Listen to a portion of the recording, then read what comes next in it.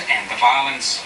Stewards from both sides would work to restore calm on the Wednesday night. But why did the U.V.F. attack the short-strand enclave?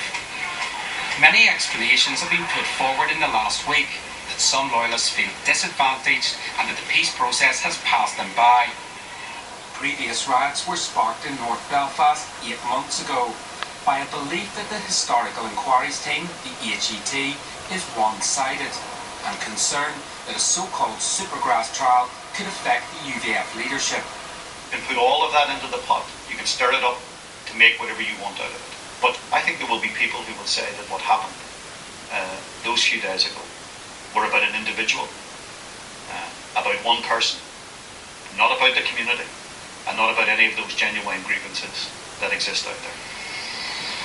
We did try to talk directly to that individual, the leader of the U.V.F. in East Belfast, but he didn't want to talk to us.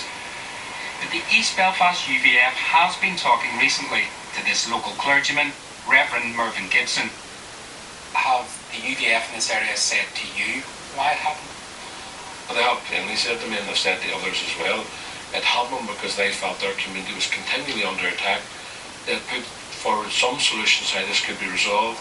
They looked to the police to try and resolve it. They looked to the Republican community to try and resolve it, but it wasn't being resolved. Houses were continually attacked, and I believe that's why they done it. Disturbances at the interface had escalated over the weekend immediately before the rioting of last Monday and Tuesday. But whatever the exact reason, East Belfast U.V.F. took a decision to attack the short-strand last week. And importantly, we can now reveal that was with the full backing of the U.V.F. Shankle Road Command. I certainly witnessed a coming together, certainly of the Shankle and East Belfast and the U.V.F. leadership in general in supporting the leadership during the week, what was happening in East Belfast.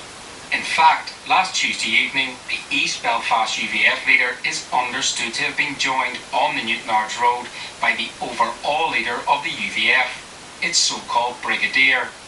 But his appearance alongside the East Belfast commander raises further questions about the U.V.F.'s commitment to peace. Belfast was exemplary before that in terms of contact and communication, and people have been responsive to situations on the ground. Our concern was maybe these people want to make a name for themselves, want to flex their muscles.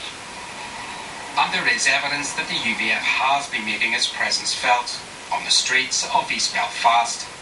You've had new murals painted, which send out a U.V.F. war message rather than a U.V.F. peace message. Look at the number of U.V.F. flags that are now being displayed across East Belfast. And you have a leader of that organisation in the east of the city who sees himself as a law unto himself.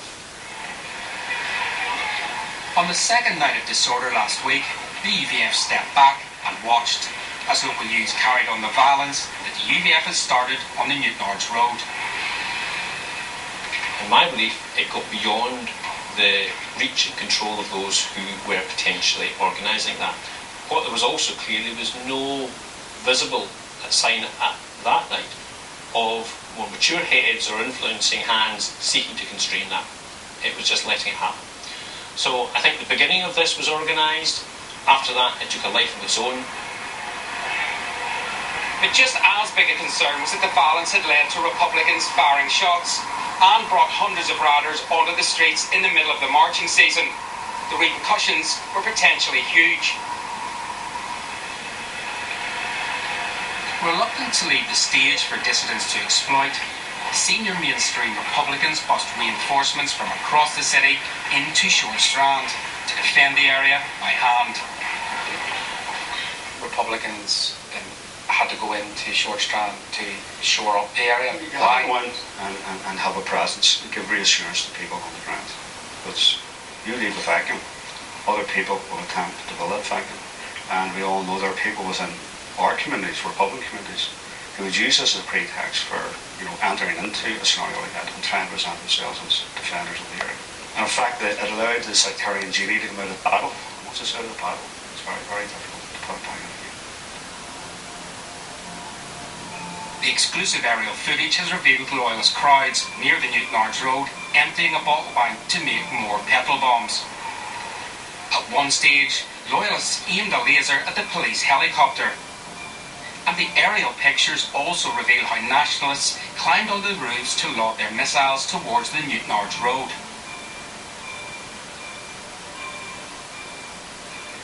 On the second night of trouble, a press photographer was injured when shots were fired. Police say they came from dissidents. The situation was one of chaos. Here were taken from a police helicopter as the violence unfolded. But exactly what happened, and how did this mayhem start? We've pieced together a detailed breakdown of 2 consecutive nights of trouble to understand what went on the streets of Belfast just over a week ago.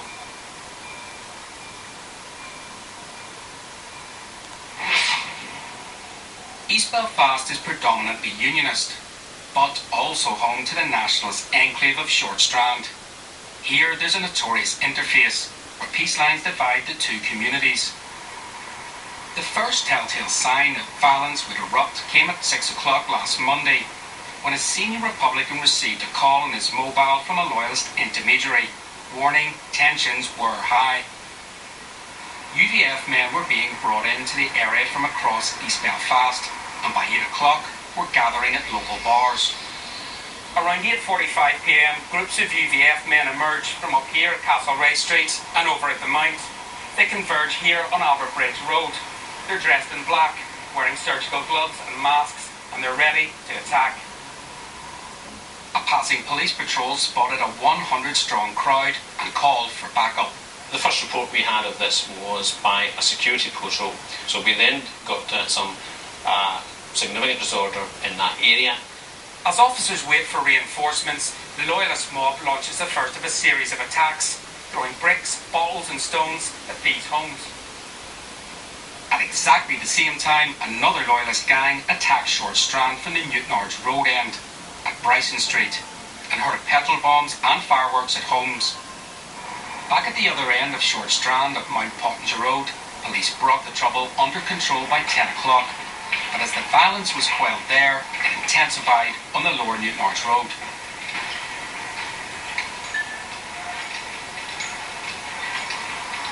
A riot now erupts as nationalists in the Short-Strand area attack these homes on the Protestant Newtownards Road. Police now estimate there are around 500 people on either side of this divide, launching petrol bombs and missiles at each other. For the next 3.5 hours, the riot raged.